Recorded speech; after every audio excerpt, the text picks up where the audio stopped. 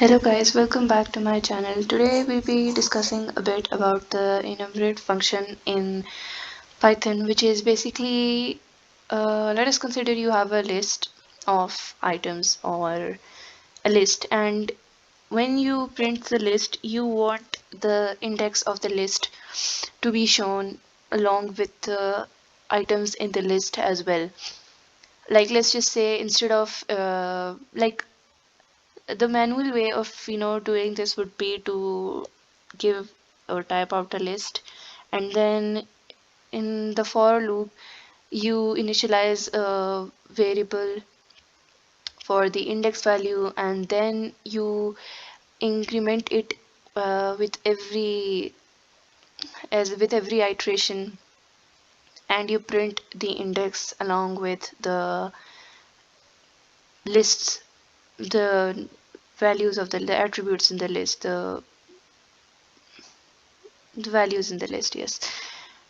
And and that would be the hard way, right? That would be like, you'll have to make a new variable, and then you'll have to increment it. And okay, yeah, it's like it's not that hard, it's not that tough of a thing to do, but if you look at it, it's like time consuming and it's code consuming. If you talk in terms of code optimization, it's obviously code consuming, as in it takes a bit of some lines, it takes up a bit of some code, and you have this extra variable declared, and then it's being incremented and it's being used in every iteration, and then you have to mention it. So the enumerate function is basically a built-in function that does this work for you, and you don't have to use this manual index variable to display the index of the value in the list along with it. Like, you won't have to say, oh, this value, for example, value some country's capital is at index position 4 or at index position 5. So basically this enumerate function is supposed to help us with that whole index issue. And I came across this topic while watching someone's YouTube video the other day, and I thought it was interesting enough, and we should do a video on it and learn how to work with it. So let's start.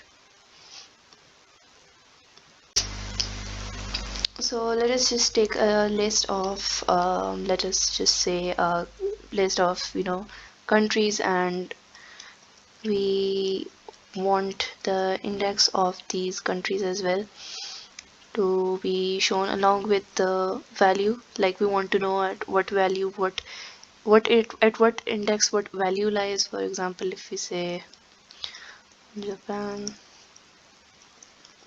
Pakistan, India,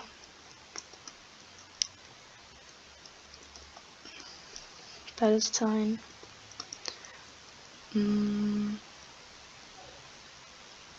China.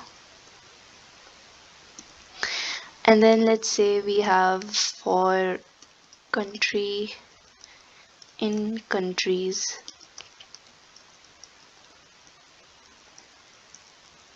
print